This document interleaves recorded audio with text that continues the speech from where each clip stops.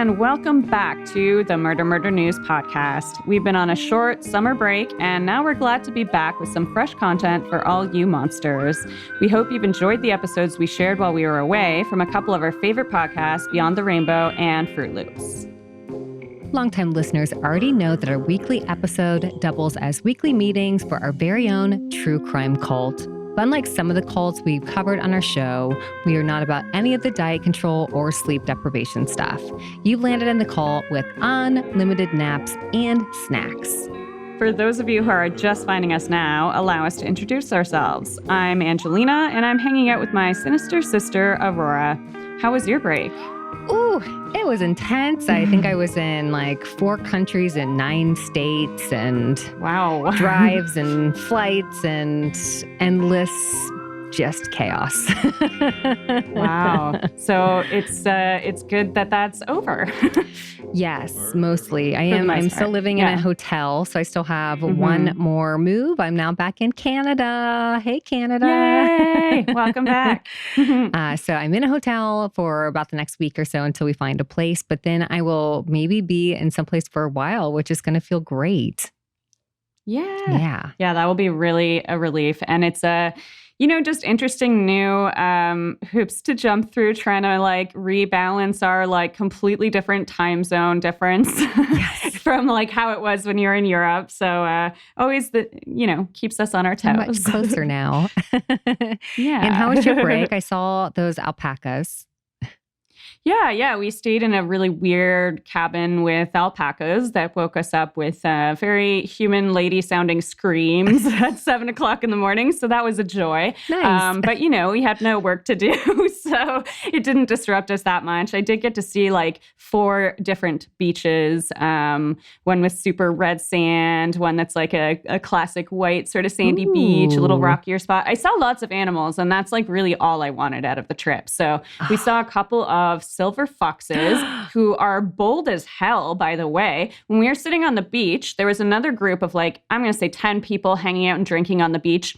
And this one silver fox kept running up to them and trying to like take their stuff. And they kept having to chase them off, and he kept coming back. And I'm like, wow, they don't give a shit. I would like allow they'll go them right to take into anything I own. That's what we were saying, but we had a baby with us. So we're like, maybe that wouldn't be great. But like if we didn't have the baby with us. Yeah.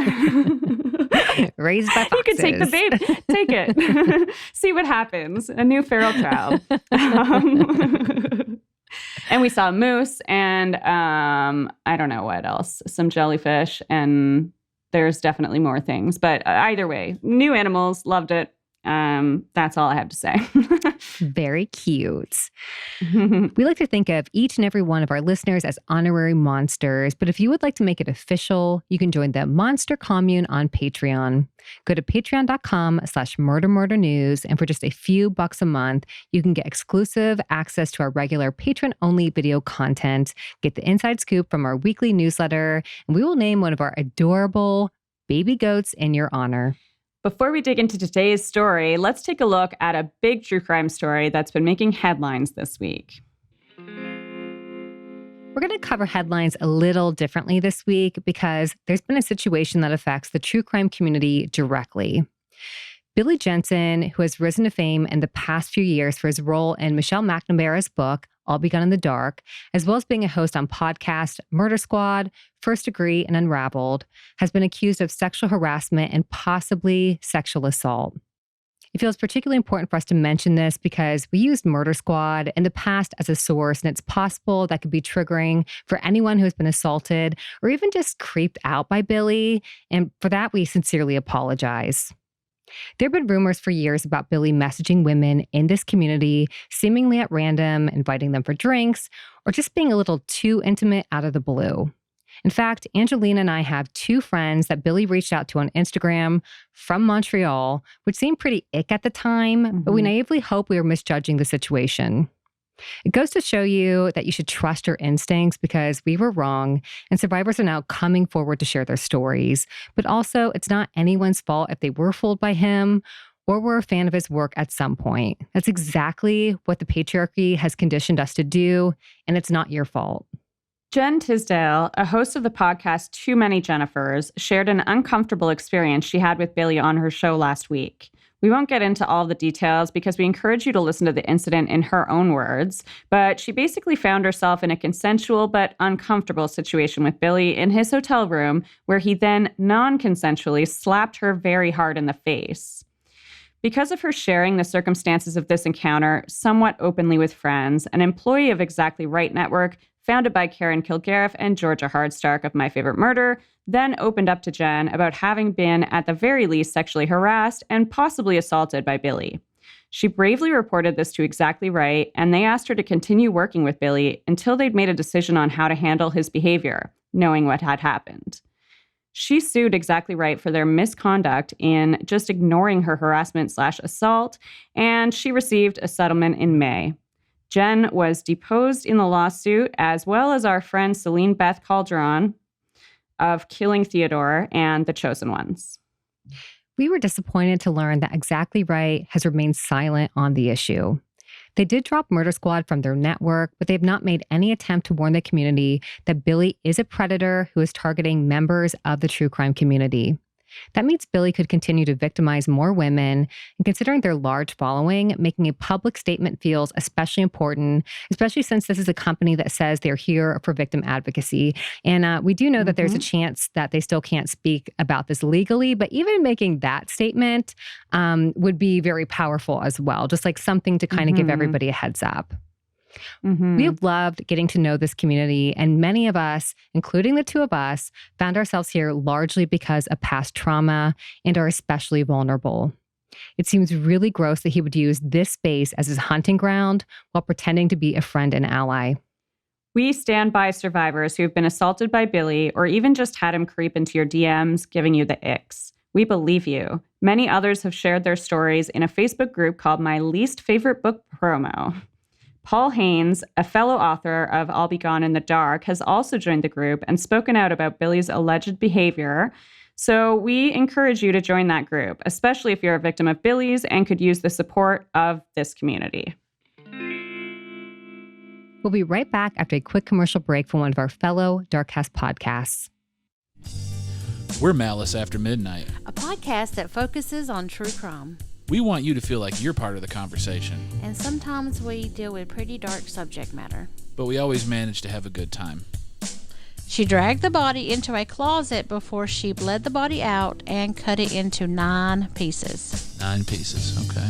Now, the Christine's following... counting arms and legs. There's 4, 2 arms, 2 legs. I mean, I'm counting. The head is a piece. 4, 5, cut the body in half. That's 6, 7. There's 2 more pieces. I'm not sure. Maybe she cut the feet. 2, 4, 6, 8, 10, 9, and the head, and left the body. So hands, feet, legs, arms, head, body. Shoulders, knees, and toes. Knees and toes. So check us out. We're Malice After Midnight with Tina, Steve, and Christine. And we're back. We want to take a moment to wish all of our listeners a happy Pride Month. We both identify as queer and feel such a strong connection to the queer community. Pride and LGBTQ rights are things that we hold very close to our hearts. This week's episode touches on the history of Pride and a true crime incident that gravely affected the queer community. It's a bit hard to swallow, just like the countless other crimes against people from that very same community. Nonetheless, these stories are important to share to underline the continued importance of Pride. But before we make you angry, we want to take a minute to talk about some positive points. Positive change and true freedom grow from the bold moves made by brave queers throughout history. We still have a long way to go and have to keep fighting because even after significant progress, politicians and lawmakers have a tendency to backslide. Still, we can never forget the folks who helped to bring about change and elevate Pride and LGBTQ rights to where they are today. We're going to dig a little deeper into the foundation of Pride and the first parades in our story, but a few more landmark moments that are worth celebrating include July 1961, when Illinois became the first state to decriminalize homosexuality by repealing their sodomy laws. Also in 1973, Lambda Legal became the first legal organization established to fight for the equal rights of gays and lesbians. Lambda also became their own first client after being denied nonprofit status. The New York Supreme Court eventually ruled that Lambda Legal can exist as a nonprofit.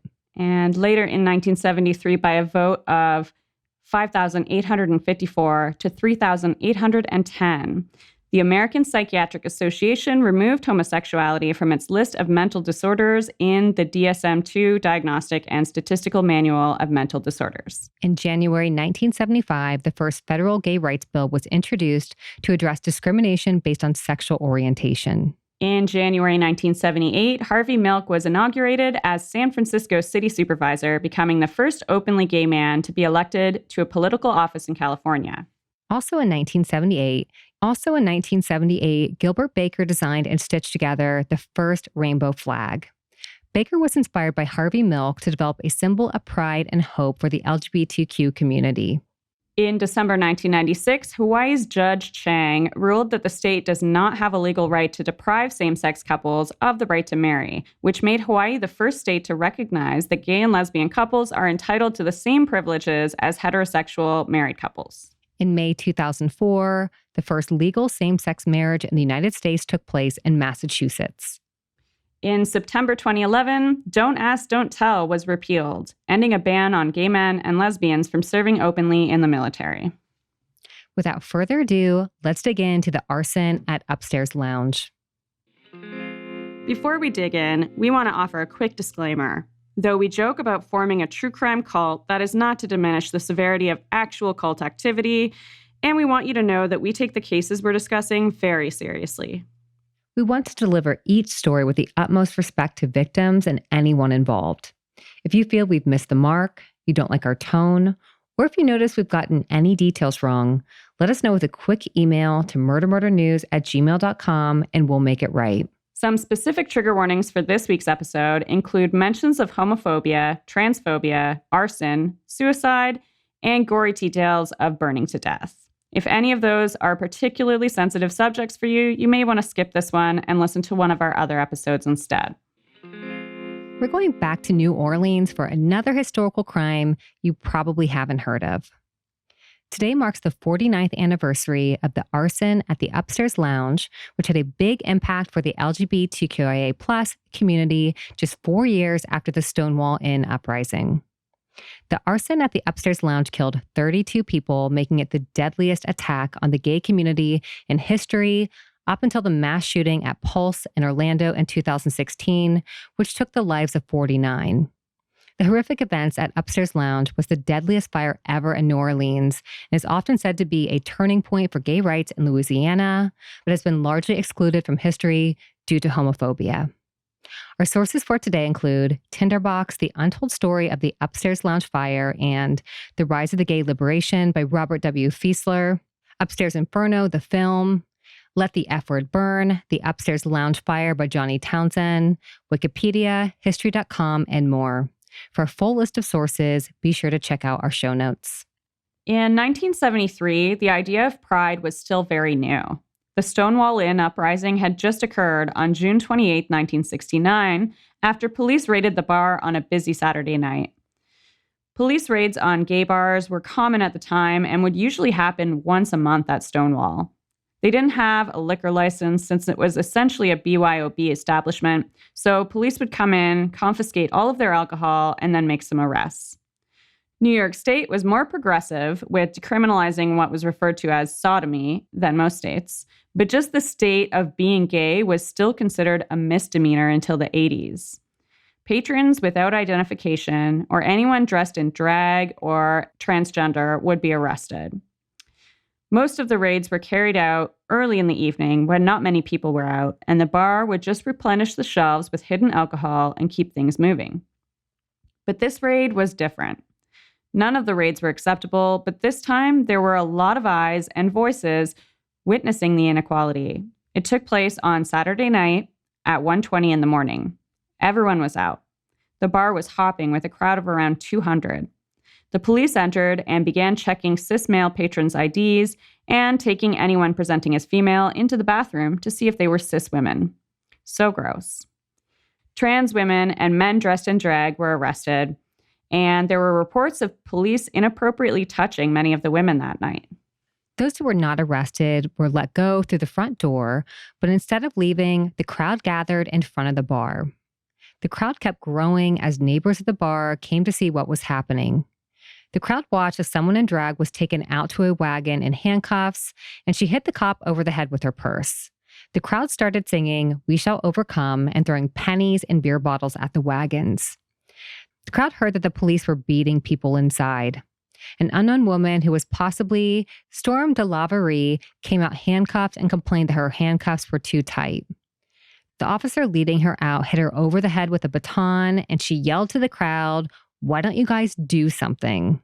And the crowd did do something. A fight broke out between the mass of around 500 people and the police officers. 10 officers barricaded themselves and a few of the handcuffed detainees inside of Stonewall. Stories of what happened next vary, with some saying the crowd began throwing trash lit on fire inside the windows of the bar. Marsha P. Johnson, famous for her transgender activism and her role at Stonewall, believed the police started the fire in the bar. The protests continued on the street, drawing crowds of thousands for 5 days. The Stonewall Inn Uprising was commemorated for the first time the following year on June 28, 1970, as Christopher Street Liberation Day, which started at the bar's location on Christopher Street and marched around the streets of Manhattan. This was the first Pride March, as the official chant of the parade was, "Say it loud, gay is proud." In 1970, most of the big cities in the U.S. had their first Pride parades too. Los Angeles, San Francisco, and Chicago joined in as well, but Pride didn't regularly start in New Orleans until 1980. It was the type of thing that was pretty exciting for those who felt safe enough to be out in the 1970s. But the world was a pretty terrifying place for the LGBTQIA community, and to be honest, it's still not safe in 2022. In 1970s Louisiana, being gay was still treated as a, quote, crime against nature, according to their criminal code. In fact, you could be arrested for attempted crimes against nature if it could be proven that there was an intent to meet up for homosexual sex. There was a law preventing any non-marital sex, but the law really existed as an attack on the LGBTQIA community. In 2003, the U.S. Supreme Court struck down remaining sodomy laws throughout the U.S., but Louisiana's crime against nature law is still on the books to this day, though unconstitutional to enforce in the U.S. In 2013, a sheriff in Baton Rouge led a sting that arrested over a dozen gay men, even though the law is not valid and super messed up. The cases were not prosecuted by the DA, but this just goes to show that this battle is still not won, and we still have work to do. But it's easy to imagine why Louisiana in 1973 was not a safe place for the LGBTQIA community. It's estimated that there were around 75,000 or more people who were gay in New Orleans at the time, but only about 1,000 were actually out. Gay bars were such important meeting spots for the queer community at the time, and there were about 24 in New Orleans in 1973. The Upstairs Lounge, located on Iberville Street in the French Quarter, was one of those bars which drew a particularly big crowd, especially on Sunday nights. The bar was opened up by the owner, Phil Esteve, on Halloween night in 1970 with a big costume party. With a discreet entrance from the street, outsiders weren't attuned to the happenings in the Upstairs Lounge, and this wasn't really a place for outsiders. The Upstairs Lounge was the first gay bar in Louisiana to be granted a dancing license, which was a very big deal because of the crime against nature laws. Same-sex couples were not allowed to touch in public without the fear of being arrested. Here was a place they could let their guard down and be themselves. The real face of the lounge was Buddy Rasmussen, the bar manager. Steve basically handed over the reins to Buddy from day one on Halloween night. It was Buddy's idea to host the Sunday Night Beer Bust, which drew in a crowd of over 100 each week. From 5 to 7 p.m., Buddy hosted a beer special, offering unlimited beer for $1 with a refundable 50-cent deposit for the mug. The bar was lush and inviting, even starting in the stairwell leading to the second floor. The original entrance was very cold and unwelcoming, with exposed metal pipes and wires. Buddy covered the pipes in burlap fabric and hung curtains in front of the steel door entryway. Patrons described it as entering a portal.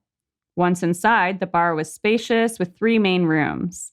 The first area was the bar area, which was decorated floor to ceiling in red. There was red flocked wallpaper, red indoor-outdoor carpeting, red bar stools, a red fabric across the drop ceiling, and pink and red laminate counters. Beefcake posters lined the walls, including hunks from the time like Burt Reynolds. There was a dance area with an elevated stage and piano where jazz musicians and drag queens would perform. There was also an unmarked third section of the bar that acted as a theater. The door for this area was often closed, but at times it was used for theater productions put on by Betty McAnear, the wife of a narcotics investigator. The two would frequent the bar as guests, and Betty worked with other patrons to put on pretty intricate productions they referred to as Nellie dramas. The McAnears were close friends with Buddy and his partner Adam. The bar also had a tiny bathroom, which often had a line nearly out to the entrance. Buddy worked hard to make the upstairs lounge a welcoming, safe place. It was one of the few bars in the city that was not segregated and welcomed all races to mingle together. He would always welcome guests by announcing their arrival, saying, "Here's Adam." He would call guests honey or sweetheart and work to make the bar feel like a community. He didn't allow sex workers in, as this was not a spot for hookups, especially with that tiny bathroom. He was quick to call a cab or get a cup of coffee for anyone appearing to be too drunk at the bar, and he had no tolerance for any mischief, including being too drunk. Buddy also didn't allow drug use or drug dealers. Among the other regulars was Buddy's partner, Adam Fontenot. The two were in their early 30s and had been together for 4 years. They bought a home together and wore rings to show their commitment. The two seemed a bit like opposites to outsiders. Buddy was tall and lanky and made friends easily. He had enlisted in the Air Force when he was 18 after leaving his abusive family in Houston. Adam, on the other hand, was short and perceived as a Southern gentleman. His family descended from the French Arcadians and owned quite a bit of land, and he spoke 6 different languages fluently. Buddy was out while Adam found he was not able to share his life with his family and referred to Buddy as his friend. Another bar regular, 22-year-old David Stewart Gary, known as Piano Dave, would play jazz songs on the baby grand piano and lead sing-alongs. He played each Sunday for the entire 2 hours of the beer bust, always including the bar's anthem, United We Stand, many times. He would get requests for the song quite a few times in the night, but the crew would always end the bust by standing in a circle, holding hands, and singing together. Other talent at Upstairs Lounge included George Stephen Bud Matye, who used the stage name Buddy Stevens and went by Bud. Bud was a semi-famous musician who played with Johnny Carson's house band. He was a pretty big deal around town and was living with his partner, Rod Wagoner, who was a host for local radio stations. Bud had been married to 2 women before fully being out and had 3 children, Tina, Todd, and Sean. Being a regular and such a talent, Bud would also hop on the piano after Piano Dave. 47-year-old Luther Boggs was a programmer who regularly stopped by the lounge. He was known for his gardening. He was there most days after work, so Buddy, the bar manager, would enlist him to help with quick favors. He might ask him to run downstairs to get a cab to take someone home or to put on a song on the jukebox. Also often spotted at Upstairs was Reverend Bill Larson, who was the pastor of the Metropolitan Community Church, or the MCC, in New Orleans. The MCC is a Christian church created to be inclusive of the LGBTQIA community and was founded in California in the 60s. The MCC approached the bar's owner, Steve, about using the Upstairs Lounge for their prayer meetings. On Sundays, Bill would lead a service at 2 p.m. in the theater, and the congregation would have coffee in the piano room after. This turned into a bit of a tradition where many of the church members would then just roll their Sunday afternoon into the beer bust that started at 5 and stay the whole night. Eventually, Bill didn't feel comfortable holding services in a bar and moved the church to a different location, but the tradition of church and beer bust continued on for many members, including Bill. On Sunday, June 24th, 1973, things seemed to run just like any other day at the Upstairs Lounge. This was the weekend for Pride in many cities in the U.S. at the time, but Pride hadn't really kicked off in Louisiana yet and was not specifically being celebrated at the lounge. It was a hot day in New Orleans, and the lounge was a rare place to escape the heat with air conditioning, which was not yet common in the early 70s. The MCC had their usual service in the Lower Garden District and then headed to the lounge for beer bust starting at 5. It was a busy night with Piano Dave playing, Buddy behind the bar, Adam on a bar stool having been a little bit overserved, and busboy Rusty Quinton helping with the crowd. Hugh Cooley, a bartender who was supposed to take over for Buddy when his shift ended at 8, agreed to jump in and help Buddy a couple hours early because it was so hopping. Luther Boggs settled into a nook in the bar with a good friend of his, Jeannie Gosnell, who Luther sometimes used as a decoy as a date when he needed to appear straight at events. Also at the bar that night was a young couple, Reggie Adams with his partner, Regina. Reggie and Regina first met at Upstairs Lounge, and Regina credited the bar's progressive nature for the reason she had met Reggie. It was one of the few bars in town that wasn't segregated, and one of the few places they felt comfortable as an interracial couple. The night they met, Reggie had asked Buddy to send Regina a drink. Buddy, always looking out for everyone's safety, asked Regina if she would be okay with it. She graciously accepted it and said it was love at first sight.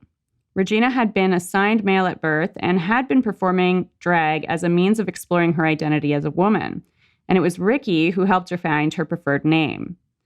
Ricky suggested the name Regina because it meant reigning queen, and Ricky had long referred to his love as his queen. During the beer bust, things started to get a little bit rowdy as Buddy had 2 troublemakers to deal with. 18-year-old David Dubose had the brilliant idea of walking around as the beer bust wound down to collect abandoned mugs just sitting around. You might remember that the mug cost 50 cents as a deposit for unlimited beer. David collected mugs and brought them to Buddy and Hugh for the 50 cents.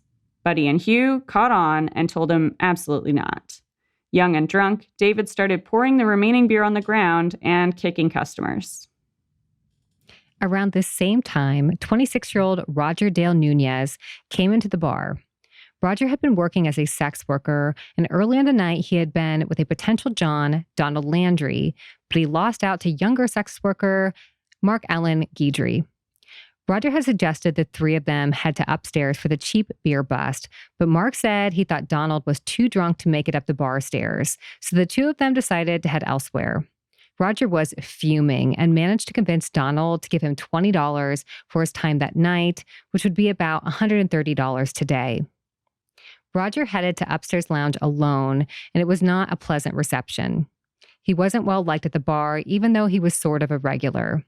He was known for taking advantage of people in situations and was dodging his parole for using stolen credit cards on the night of the fire. He had struggled in his early life with his parents' divorce, seizures, and mental health issues. He enlisted in the Navy at the age of 17, but he was discharged due to an injury. He was pretty drunk when he got to the lounge, and he sat in one of the bathroom stalls, peeping through a hole into the stall next door, whispering harassing comments to those using the restroom. We mentioned the bathroom was already small, and there was always a line, so people got pissed. It was 7 p.m., and the beer bust was ending. That meant it was time for Piano Dave to play United We Stand, as the rest of the patrons held hands and sang along with him. David Dubose, the 18-year-old troublemaker, had to use the restroom and cut the line. Roger was still parked in a stall, harassing his stallmates, and David started knocking on the door, telling him to get out. Another patron, Stephen Duplantis, was standing at the bathroom sink, and David approached him, offering him a blowjob for $5 or $10. Stephen told him no, and David kept insisting. He called out, "No, you're just trash," on his way to report David to Buddy, since hustling wasn't allowed in the bar. Things took a pretty expected turn for Roger when another patron, Michael Scarborough, ended up in the stall next door. Roger said something inappropriate to Michael, and he also sought Buddy to deal with Roger's harassment. Buddy and Hugh now had Roger and David to deal with, and they decided to take on Roger first since he was holding up the bathroom. They dragged him out of the stall and told him to leave the other customers alone. Roger was upset with Michael for turning him in, so when he spotted Michael sitting by his lover, Glenn Green, he went to confront him. He spewed insults at Michael, and Michael had enough of him and punched him in the face. Even though Michael was the one to punch Roger, Buddy decided to throw Roger out because he was drunk and being a total creep. On his way out, Roger yelled something along the lines of, "I'm gonna burn this place to the ground." Accounts of what he actually said vary, but several people, including Buddy, heard him use the word burn. Soon after, at a Walgreens down the street, a man in his mid-20s, seemingly matching the description of Roger, came in looking for lighter fluid. According to Claudine Rigaud, the cashier, the man appeared to be heavily drunk. He seemed to be emotionally stressed to the point he was shaking.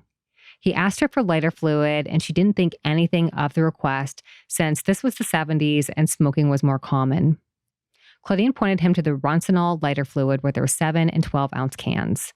He asked her if there were any smaller sizes, but they had sold out of the 4-ounce size, so the man decided to buy the 7 ounces instead.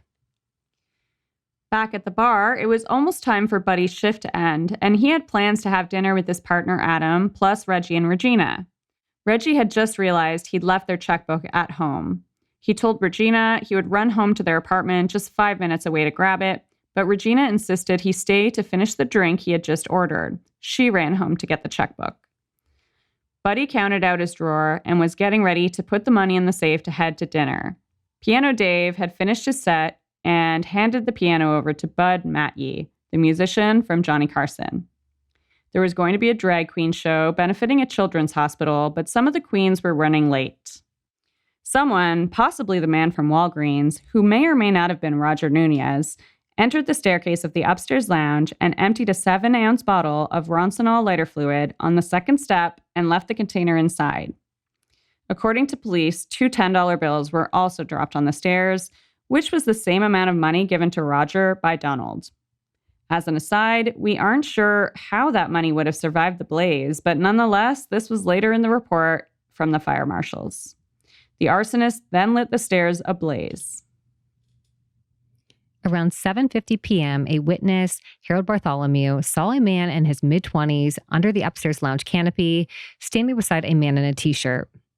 The witness heard one of the men say, "That'll fix the motherfuckers," as they ran away. Just then, black smoke started to pour out from under the canopy. At 7:53 p.m., Catherine Kirsch slipped outside on Iberville to buy a pack of cigarettes. She saw the fire coming out of the stairway and dashed to the closest bar to call for help. A barmaid at Midship called the emergency fire number at 7:56 p.m., and the fire station was just 2 blocks away. The staircase became engulfed with flames as there was no way in and no way out through this entrance.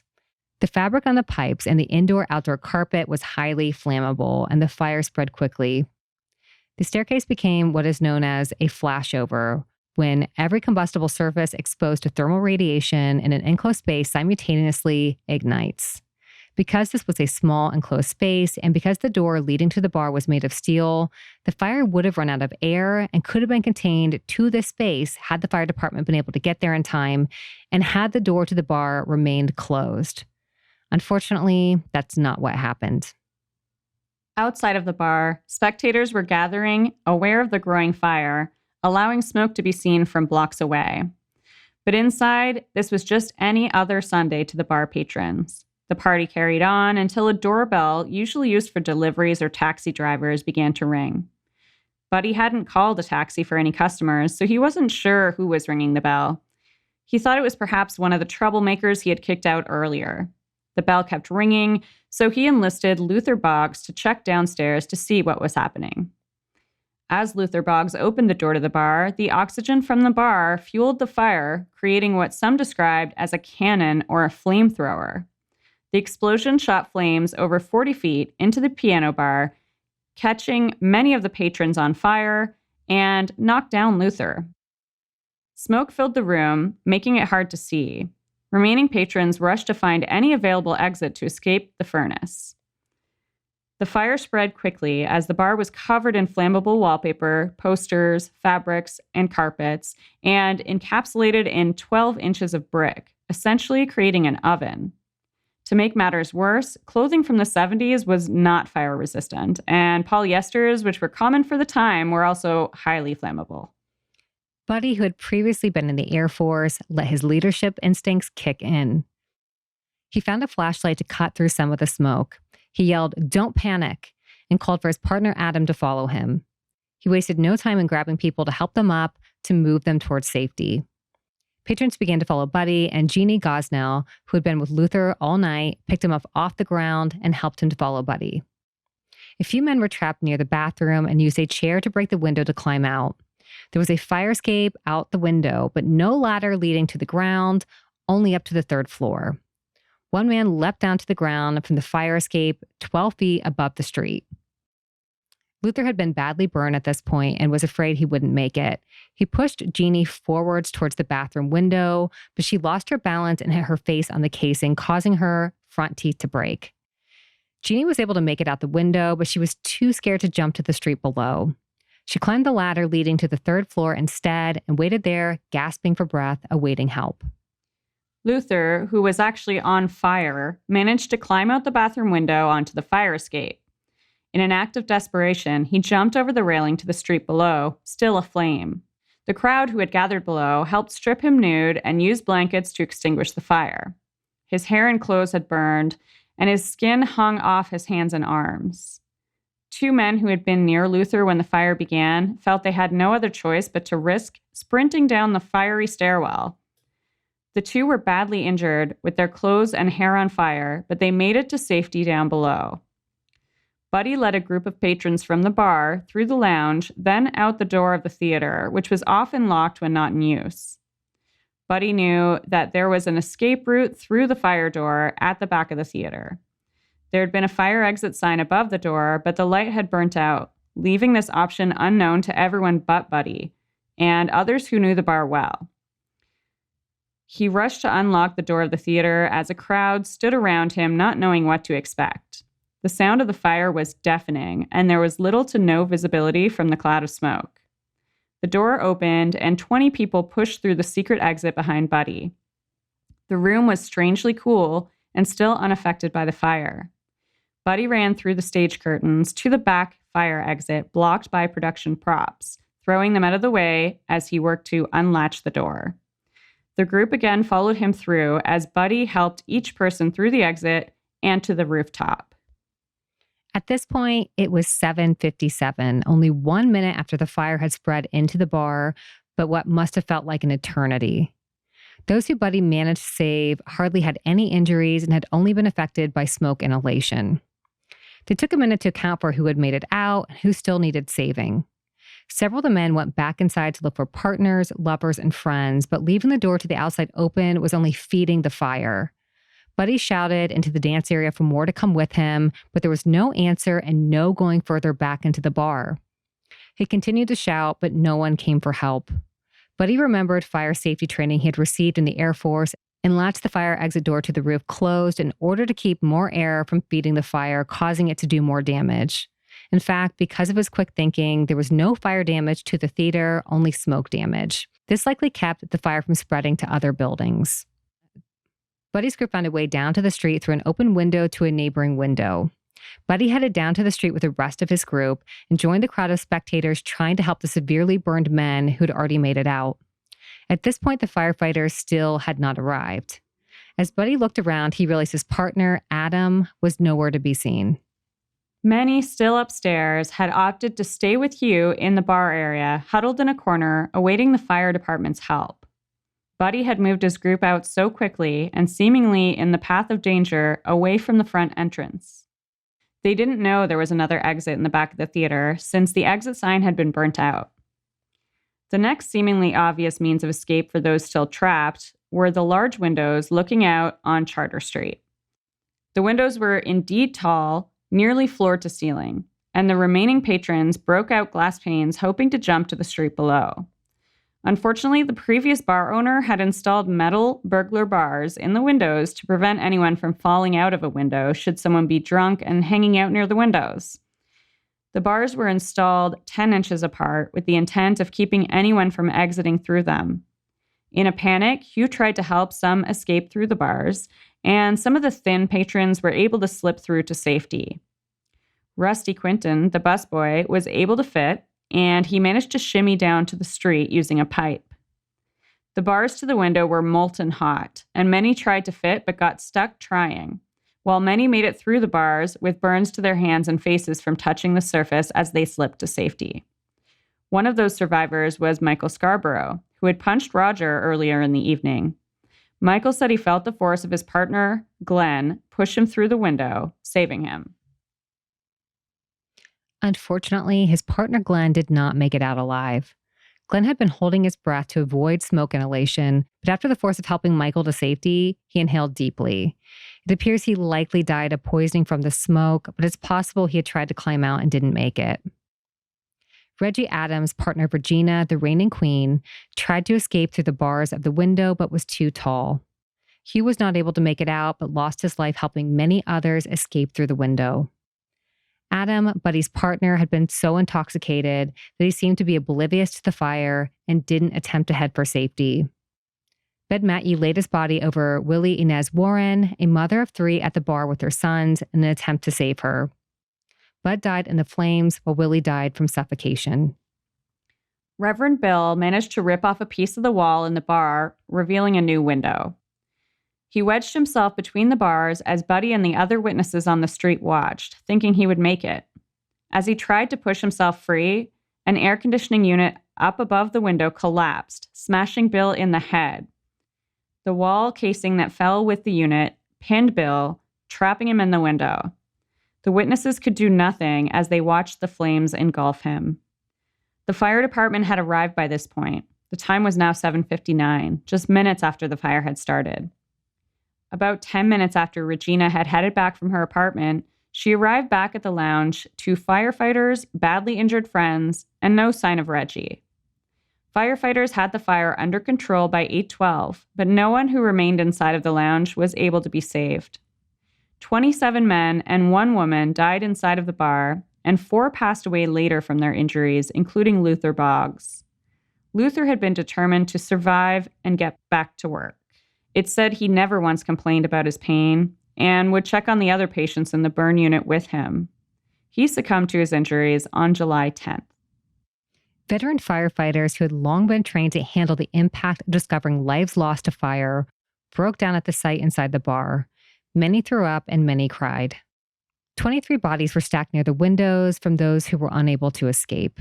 In many cases, their bodies had been so badly burned that they were unable to be identified by fingerprints or dental records. The coroner had to pry remains apart to separate the bodies that had essentially been melded together. Many, including Reggie Adams, had to be identified by their jewelry and hotel room keys. The 32 victims of the upstairs lounge arson were 51-year-old Joseph Henry Adams, Reginald E. Adams, partner of Regina Solido, Guy D. Anderson, who was visiting from Illinois, 29-year-old Joe William Bailey, 47-year-old Luther Boggs, programmer and loyal patron of the bar, 29-year-old Louis Horace Broussard, partner of Mitch Mitchell, 32-year-old Herbert Hugh Dean Cooley, bartender who helped many escape, 21-year-old Donald Walter Dunbar from Tampa, Florida, 32-year-old Adam Roland Fontenot, partner of Buddy, 22-year-old David Stewart Gary, also known as Piano Dave, 35-year-old Horace Skip Getchell, member of the MCC, 49-year-old John Thomas Golding Sr., on the board of elders for the MCC, 37-year-old Gerald Hoyt Gordon, Air Force veteran from Cornersville, Tennessee, 32-year-old Glenn Richard Dick Green, Navy veteran and MCC member and partner of Michael Scarborough, 45-year-old James Wall Hambrick, Navy veteran and businessman. He initially survived the fire, but died of his injuries. 48-year-old Kenneth Paul Harrington, federal government employee. 47-year-old Reverend William R. Larson. Ferris LeBlanc. 29-year-old Robert Bob Lumpkin from Mississippi. 31-year-old Leon Richard Maples, who was an auto mechanic visiting from Jacksonville, Florida. 27-year-old George Stephen Bud Matye, musician and partner of Ron Wagner. 38-year-old Clarence Joseph McCloskey Jr., store manager and partner of Bill Bailey. 31-year-old Dwayne George Mitch Mitchell, beauty supply salesman and assistant pastor at MCC, partner of Louis Horace Broussard. Louis had initially made it out to the roof with Buddy, but he died going back inside trying to save his partner. 25-year-old Larry Stratton from East St. Louis. 24-year-old Eddie Hosea Warren, son of Willie Inez and brother of James, who also died in the fire. 26-year-old James Curtis Warren, son of Willie and brother of Eddie. 59-year-old Willie Inez Warren, housekeeper and mother of Eddie and James. 41-year-old Dr. Perry Lane Walters Jr., dentist.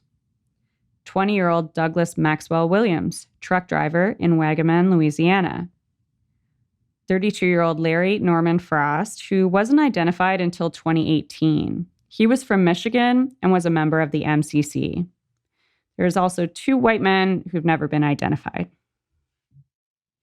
Officials knew the fire had been arson right away, and witnesses came forward suggesting Roger or David Dubose as suspects. While firefighters still battled the flames, Roger walked into a bar around the corner called Wanda's, out of breath and covered in dirt. He announced, "Thank God, I just made it from the fire." Mark Allen Guidry, the sex worker who had wooed Roger's John earlier in the night, saw Roger at the bar and mentioned where he was to Buddy when he ran into him later at the scene of the fire. Buddy had a feeling it was Roger who had started the fire and marched down to Wanda's to turn him into the police.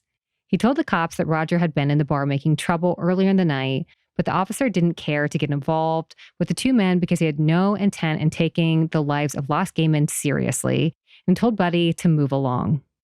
In the days that followed, Roger seemed to be consumed by the fire. He had dreams about the flames running on in a loop, and at the end of his dream, he had to face accusers insisting he had started it. He would wake up yelling, "I didn't do it." After several witnesses named Roger as a suspect, fire marshals found him at the home of a friend, Cece Savant. We want to note that Roger was never actually questioned by the police, just fire marshals. They immediately identified Roger as fitting a profile for a pathological arsonist. They questioned him about what had happened to his jaw after he had been punched in the face at the bar, and he claimed 3 black men had beaten him up and stolen his wallet. When they asked him about the upstairs lounge, he admitted to having been there, but claimed he left on his own accord without any issues. The fire marshals called in the NOPD, but before they could take Roger into custody, he experienced what they believed to be a grand mal seizure, and he was rushed to Charity Hospital. He was treated for his seizure and broken jaw in the same hospital where Luther and a few other patrons of the bar were fighting for their lives. NOPD made no attempt to follow up with Roger for their investigation, even when Charity Hospital notified them they would be releasing Roger from their care. According to police records, the hospital didn't attempt to contact them, but hospital records showed otherwise. It seems like Roger just slipped through the cracks after that with very little effort by the NOPD to locate him. In the meantime, the victims and survivors of the fire were met with hostility and homophobia from the media. Papers covered the fire, but didn't mention the significance of the arson being an attack on the gay community. No mention was made of the upstairs bar being a gay bar, but they would allude to it by saying things like the bar drew a lively Sunday crowd, suggesting the patrons were partying on a Sunday and therefore sinners. The police and community made gross jokes at the victims' expense, saying things like, "Did you hear the one about the flaming queens?" At the scene of the fire, officials could be heard saying things like, "Let the F word burn," which is where the unsettling title to Johnny Townsend's book came from. The MCC struggled to find a place to perform a memorial for the victims, as the MCC church could only hold a very small group, and they were seemingly turned away from every religious group in town for fear of aligning themselves with gays. Bishop Finis Crutchfield finally agreed to hold the memorial at his church, St. Mark's United Methodist Church, alongside MCC founder Troy Perry. On July 1st, 1973, the memorial service was held for the victims, with Troy sharing stories from the upstairs lounge. He shared how the patrons had all held hands as they sang "United We Stand," and then quoted the song, bringing many to tears. At the end of the memorial, Troy announced from the pulpit that media cameras had set up across the street to capture images of those attending the memorial. Being outed as being gay or even an ally to the gays could have had dangerous repercussions, so the crowd panicked. They talked of knocking the cameras to the ground or using a side entrance out of the church to hide. Then, legend has it, a woman stood up and shouted, quote, "I came in the front door and I'm damn well going out that way." And in an act of defiance, it's said that the whole crowd did in fact leave through the front. Accounts vary about whether or not there were really cameras out in the street in front of the church, but that's not really the important part. This tragedy had brought them together, and they were tired of living in the closet. In September, fire marshals were able to locate Roger after he was arrested near his mother's house for a traffic offense. While in custody, he agreed to a polygraph test. The marshals contacted NOPD about the polygraph, and they declined to attend. Roger failed the test after his stress levels spiked when he was asked, "Did you set the fire at the upstairs lounge?" Police were still uninterested. According to NOPD files, they officially closed the case on August 30th, 1973, stating the fire was of unknown origin. In 1974, Roger befriended Sister Mary Stephen Leday while attending Mardi Gras. As their friendship got stronger, he opened up to her about being gay and later confessed he had started the fire. He also admitted to starting the fire to his boyfriend, Ralph Forrest, telling him he had bought the lighter fluid at Walgreens. On May 17, 1974, Roger married Elaine Warren Bassett, a 50-year-old financially independent woman. Right after their wedding, he admitted to her that he was gay and impotent, and she decided to let him stick around because she believed she could, quote, cure his homosexuality. When it became clear that she could not make him straight, the two separated, with Roger living in a trailer in her backyard. On November 15, 1974, Roger completed suicide by mixing his seizure medication with barbiturates and beer. Years after his death, a drag queen named Miss Fury came forward saying Roger had also confessed to starting the fire to her.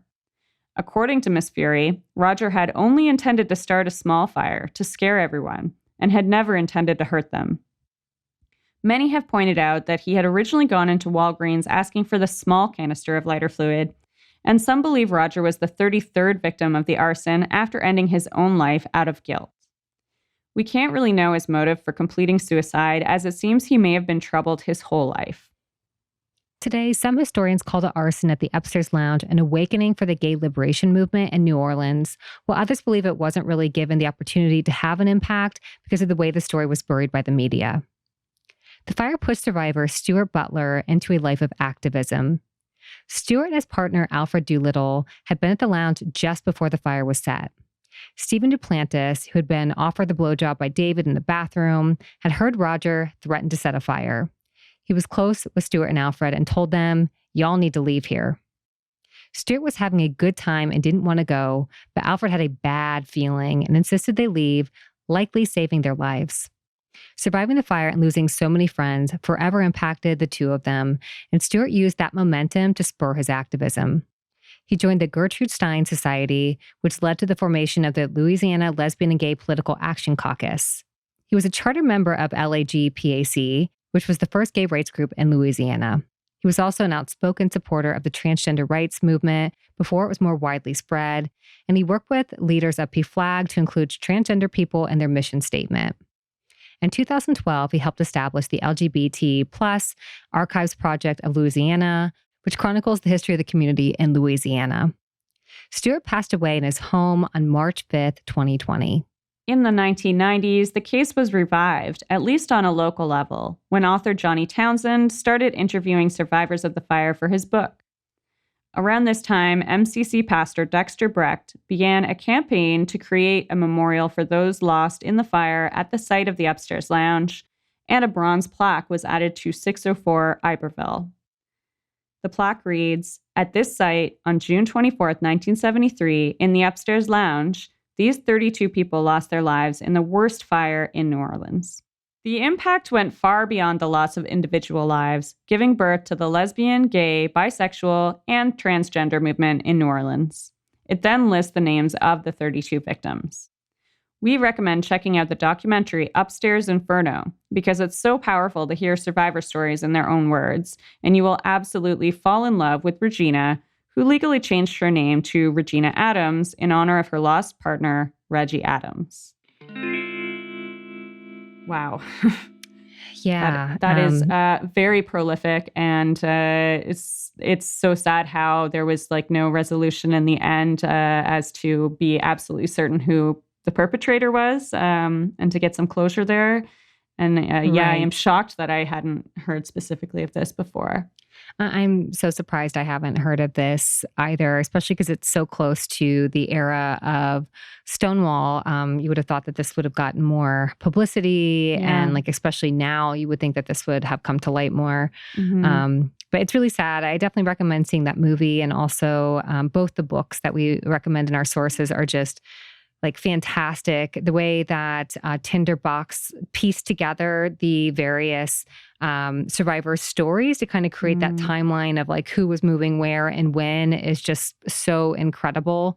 Mhm. And like, I tried not to just completely plagiarize it for like retelling this story because like it's so It's well got so much to offer. Yeah. yeah, like it's just so horrendous. Like, and they get into a bit more of like graphic detail, which I think survivors have the right to tell, which I didn't quite feel comfortable in doing. That's fair. But it's just like so horrendous, like what they lived through and in what some of them died of. Like it's just so sad. I mean, if you didn't go into graphic detail or as much graphic detail as was available, I mean, some of the details from your story were still very graphic, like about the skin hanging off the guy's arms and stuff. Like I can't even imagine.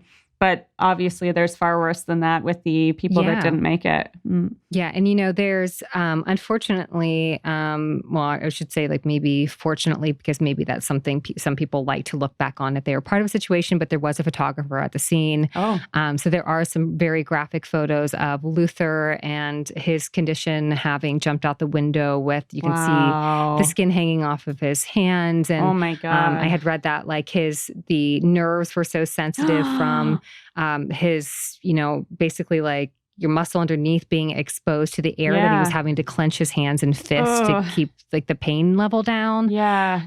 It's just really terrifying. Like there's photos of Pastor Bill like being stuck in the window. Oh my where God. everybody was just horrified watching. I just can't even imagine having to see your friend die like that and not be able to do anything about it. Like it's just so sad. Devastating. Yeah. Oof.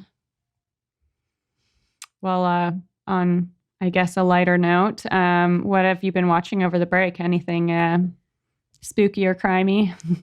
I haven't been able to watch anything. I know. I promised too, like, we're going to have some true crime recommendations. And then I lied and then I didn't watch anything. There's so many things out. Like everybody keeps telling me about there's like at least one or maybe two documentaries out right now about the Mormon church that I know everybody that's true. I did see has the been one writing there. about. Yeah. And then there's one about the concept of swatting, which I don't know if you know what that is, Angelina, like in the gaming world. Like there's a documentary out about that. And for anybody who doesn't know, basically that's where like people get so into a video game. I don't know what I'm saying because I don't play video games. I guess like they play it on headsets like together, whatever. And like they get so mad at somebody that they're playing against that they call in a like a bomb scare or like something to that person's house, and the police show up and have shot people that they've like barged into their houses with, and it's horrific. That's nothing like to play Rick was with. actually, yeah.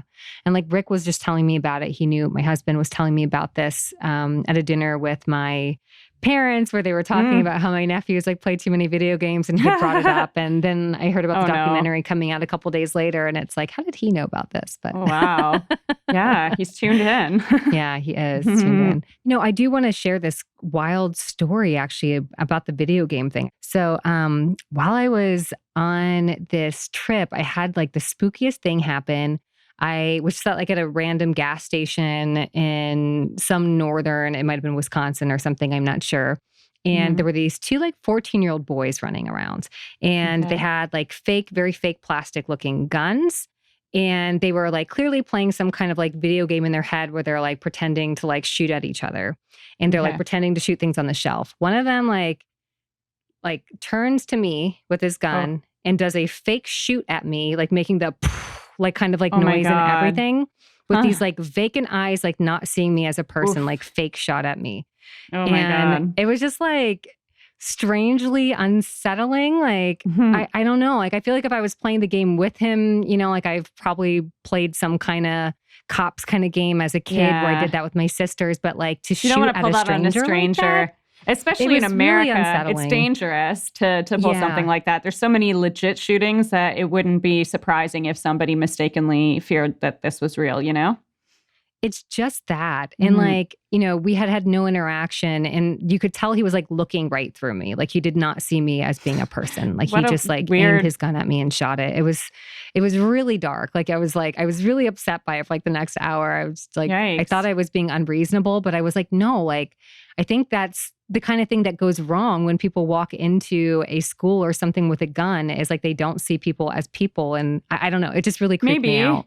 I mean, I don't want to play into the idea that like violent video games make people violent, because that has been proven to be false in a lot of ways. But it's like there's got to be and this some didn't appeal feel like to people that to me. It felt more of like a disconnect. Like it didn't feel like I was in a video game or something. Like it felt like a disconnect. It's like maybe he is that kind of a strange, disconnected, vacant person, and that's what appeals to him about games like that. So it's